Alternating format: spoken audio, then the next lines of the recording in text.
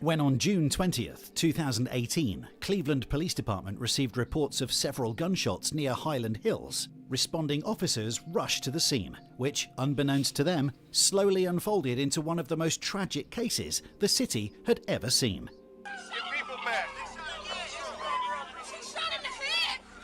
Damn.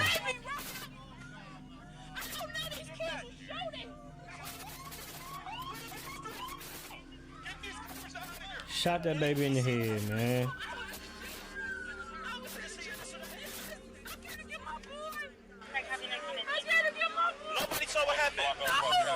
The victim of the shooting, Sanaya Nicholson, who was tragically only 9 years old, had been shot in the head while sitting in the back of her mother's car. While EMS also arrived on site, the severity of the circumstances left little room for help. That's fucked up, man.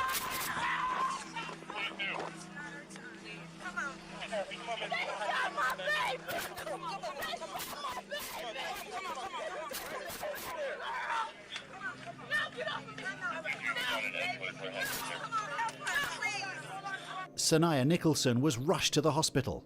However, the injuries proved too severe, and she was pronounced dead that same evening, at only 9 years of age. At the scene of the shooting, officers cleared the site and began asking witnesses about the exact sequence of events, trying to understand what led to the brutal killing. What investigators quickly learned was that, shockingly, multiple people were involved in the shooting, and as more evidence was uncovered, officers arrested multiple suspects, including 17-year-old Bruin Harrison and 18-year-old Aaron George, who were brought to the Cleveland Police Department for questioning.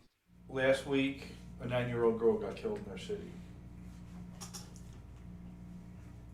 And we know that you were involved. We're sort of giving you this opportunity now to sort of come clean, tell us what the motivation was, how you found yourself. Bro, that shit stupid as hell, bro. Broad daylight, in front of Walgreens, knowing it's going to be cameras on the highway, on the stores, and you go out there and have a full shootout gang? In that predicament. Me personally, there's no explaining for me, because my intent wasn't, you feel me, like anything that went on. Now, how I find myself, you feel me, wherever, whenever, it's just because, like, on June 20th, what are you doing? What was June 20th? It's a Wednesday. Wednesday. What time? Probably at work. Were you with CJ that day? And then June other 20th? two guys? Yeah. I think so. Okay. Think hard. In a car? I do remember getting in the car. Aaron George went through the timeline of the day of the shooting, explaining that in the early afternoon, he was picked up by his friend CJ and someone called Devontae, who brought his brother Bruin along, two people Aaron didn't really know at that time. You know what time of day it is at this time? Like early, I think probably like 12. Oh, it's like early afternoon? Yeah. Okay. Because we was with each other for a minute. Okay. Okay, go ahead. Where'd you guys go from there? I mean, we went a couple places, you feel me? Like down the way, King Kenny, we kept on going to the gas station, back and forth to the gas station. We could be walking. I went up there to the court. We hoop in the K. It's a court back there. And then around about like, I want to say like what? Probably not even that late. Probably like 3, 4-ish. We start riding back out. You feel me? Riding back around. Okay. And where do you go? We was trying to go to Lorraine. You feel me? But ain't nobody had no gas money. So long story short, we get to riding around. We rode around and we stopped. Like the car shut off on it. Didn't nobody in the car have no more money. You feel me? We had spent it up on weed, Stupid. miles and shells and stuff.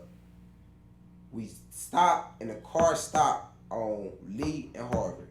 Right as the group arrived at a gas station, they got into an argument, primarily because they had run out of gas and nobody had any money to buy fuel. The group split up, as CJ and the driver, Devontae, went to get some money, leaving both Aaron and Bruin alone, which led to another argument because Aaron didn't want to be left alone with someone he considered a stranger. I get mad. I get mad at two people. CJ left me to hang with somebody I didn't even know. You feel me? But CJ being CJ, if he your brother, He my brother, you feel me? Because I rock with you. He should take care of you. Exactly. We should be rocking with each other. So basically, I'm up there at the gas station, and they just said like, yeah, we finna go and get some money, you feel me, from around the corner at my sister's house. It was just us two. I'm like, bro, I'm just about to stand up here and beg for change. Us Why two you being, just walk? Who's the other person? The dude I didn't know. He was like, bro, we could just walk around and do that. I'm like, alright, bet. Aaron and Bruin, who had both become increasingly impatient, started going around the street asking strangers for money to get the car running again. During that time, they coincidentally ran into CJ and Devontae, who had just returned with not only no money for fuel, but also even more trouble. And then out of nowhere, like, they salty. They mad, so I get mad because CJ mad. You feel me? I'm thinking like he just got beat up, you feel me? Is that what he said or what? No, he didn't. He just came back like, bro, you feel me? You feel me? Like he just going off, you feel me? So I'm like, bro, what just happened? Hold on. What just happened? So he talking about, yeah, playing crazy, da. So I'm like, bro, I'm about to call my dad. They said you don't have no phone. I'm like, alright, bet. I'm about to walk with y'all until I find a phone so I can call my dad, and I'm about to leave. They like, bro, you ain't gonna ride with me? What you mean you ain't gonna ride with me? They basically saying like, is you gonna fight with me? And I just said, I just said, where they at? You feel me? Like, Aaron claims that although he initially intended to go back home, the group coerced him. Hold on, man, because he's skipping a lot of shit out, because now how it jumped from dude just saying people playing him, but he ain't tell you about no fight, he ain't tell you who he got into it with, none of that type of shit, but now all of a sudden y'all finna go fight somebody. Him to stay and look for the other group with whom CJ and the driver had gotten into an argument earlier. so we get to walking around again. Then we went to I remember going to the Taco Bell with the dark skinned dude. Then we walked back down the street. Then dudes just get to looking. Dudes just Where are these dudes at? on the corner of the street. And I'm walking up, I'm looking at them looking at us, you feel me? So I'm like, bro, who is these? Is these the dudes that you got problem with? They looking at me like, or they looking at us suspicious, you feel me? Like, I'm thinking they about to get the shoe and they can do whatever. As Aaron, Bruin, CJ and Devontae, the driver, walked back toward the gas station, they ran into the group with whom they earlier had an altercation, which in turn unfolded into another argument. Interestingly, investigators later learned that around this time in the interrogation, Aaron started to leave out crucial details, such as that before the confrontation, they had been kicked out of a Taco Bell by security, where they had seen some members of the other group inside the restaurant. So the dude I didn't know, he pulled something out, you feel me? Like, bro, we ain't worried about that. That's when I noticed, you feel me? That's when I noticed CJ had a gun. So I'm like, bro, I've been with you before we even got with these people. Why wouldn't you tell me you had a gun, bro? I just got out of jail. You feel me? Like, I got a job. If I get caught with you, they already know what's up with me. Because I went down for aggravated robbery. Care, bruh. They not playing with that. Hey, so he get to talking about, oh yeah, you a da-da-da, you already know this type of life I get into and all this other shit. We get into that little argument like that. So now they see, the dudes at the corner see me and CJ like we're going back and forth like we about to fight. So they get to laughing. So I turn back around. I'm like, bro, CJ, bro, you feel me? Come on, you feel me? And there's a lot of people out here. It's daylight.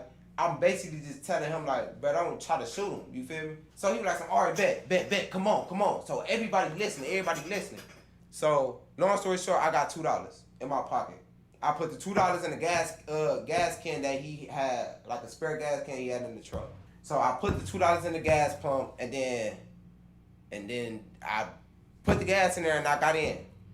Now the dudes was standing right there. He's still mad, but I know CJ. I can calm him down sometimes. You feel me? So I'm like, bro, you feel me? We out. You feel me? I'm about to go wake my dad up. We about to go get some more. You feel me? Like all right, bet. But pull this way. So I'm like, bro, they down there. The dude ain't even listen to me. Okay. The dude that was driving didn't even listen to me. Is it the same guy that was driving? That was the same exact one. The dude didn't even listen to me. So that's when everything just started, you feel me, clicking to my mom. Bro, your brother got a gun. If I try to stop you from pulling over here, what to say that he not gonna shoot me? Okay. I don't know these people. Only my life was in CJ hands for real. Okay, go ahead. So we pulled out the gas station. And he just got the fire. At approximately 7:15 p.m., the driver, Devontae, followed CJ's instructions and drove onto Lee Road, heading in the same direction where, minutes earlier, they had the confrontation with the other group. My brother was like, what the fuck is you doing? I was driving. What you mean? So your brother didn't even know what was going on either. It just happened so fast. Although both Aaron and Bruin claimed that this in itself was an unexpected manoeuvre, investigators concluded that the group directly provoked an escalation by first searching for the other group and, upon finding them, getting into another argument, flashing their weapons and leaving, but only for a moment before eventually seeking revenge. Did he say anything before he shot? Not to me. I don't even think he said anything to nobody in the car. Only thing I remember is ducking down. The bullet almost went towards my head. How many times did he shoot, do you know?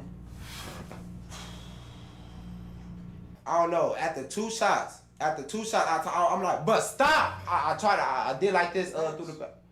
My fault. I did like this through the back seat, bro. And that was it. It's like I felt the wind from the shot Coming at you. coming at me, and then when I looked over, the window that got busted out, it's a bullet right here, it went past, and I just ducked down. The only time I said something to them after that, I'm like, bro, call my dad, bro. I probably been shot, my adrenaline running. Detectives concluded that although Bruin also carried a weapon, CJ was the only person in the car who fired at the other group. As the car rolled up on them, more than 24 shots were fired between the groups, with one stray bullet hitting a car parked down the street in front of a gym, where 9-year-old Sanaya Nicholson was inside, waiting for her older brother to be picked up from boxing practice by her mother. In the midst of this, the stray bullet tragically struck Sanaya in the head. At just 9 years of age, she lost her life as a result of the unfortunate circumstances. So then after that, what did you guys do? I left. I told them, I'm like, bro, I'm going to Garfield, bro. Drop me off. Okay, so they drop you off. But they don't drop me off at the house. Yeah, they don't drop me off at my house. They drop me off on Wood Hill, 79th. Contrary to Aaron's claims that he was simply dropped off, security camera footage captured the group approximately 15 minutes after the shooting, driving up to Holton Avenue, where they agreed to get rid of the car. Whose idea is it to go to Holton to get rid of the car? CJ. CJ's idea. So all four of you guys, your brother, CJ, you, and this other guy, roll down to Holton. 50 minutes later, they were caught again on camera, arriving on the same street, but this time in a different car, to dispose of more evidence. And then about a 9-year-old girl, bro.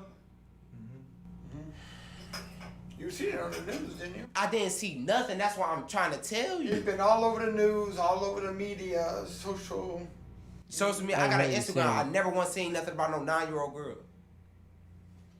Listen, sir. I'm gonna be totally honest with you. I really don't know how to feel right now, man.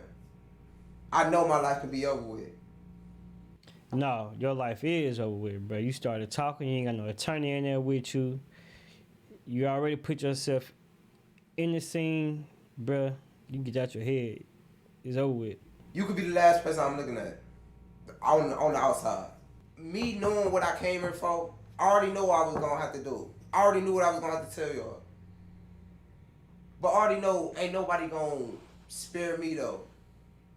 It's just I'm gonna go down as another statistic. A dude that ain't the wrong place, wrong time. You're looking for me to tell you something, No, not about Good. the pay. I mean, and it ain't good for you right now. But what you've done has been good. Because That's what I'm we're not changing that charge. That's what you're going to be charged with. Is that charge? Could that charge be changed or amended? They can be if what you say is true and how things played out. right, that's all I want to know. That could be my last question. Like, Right.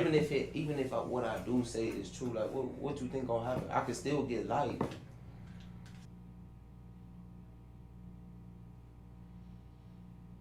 My life is over, man. At 18, though.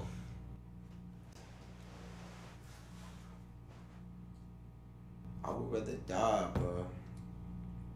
I would rather die than to spend my life in prison. Children shot dead in our city. These horrific tragedies leave us empty. Life seems meaningless to those left behind. 9-year-old Sanaya Nicholson was the latest killed in the backseat of her mother's car. News 5's Amanda Van Allen was there moments after the little girl was killed. She spoke with Sanaya's father last night and today talked with her heartbroken mother. During the court proceedings, all 7 suspects arrested in connection with the shooting were initially indicted on multiple charges, including aggravated murder, attempted murder, felonious assault, and other related counts. Many of those charges were later dropped when it was revealed that the bullet fired by C. Matizia Andrews, or CJ, directly resulted in the death of Sanaya Nicholson. As a result, Aaron, Bruin, and Devontae pleaded guilty to tampering with evidence and are still awaiting sentencing. Dyshawn Bonner, Damaris Perry, and Timothy Green, the individuals from the other group, pleaded guilty to involuntary manslaughter for their involvement in the shooting. They were sentenced to 10 years in prison. Losing years of my life, but I can't give them back to Sanaya. If I could, I would. I'm sorry. Truly sorry. If I can bring her back, I would too. I spent years blaming myself for not dying in the car. But her dying. They didn't just kill her, they killed the other 2 as well. These 2 are no longer the same children that they were. I'm not the same mother that I was. C. Matizia Andrews, who was initially charged with murder, reached a plea deal that dismissed the murder and attempted murder counts.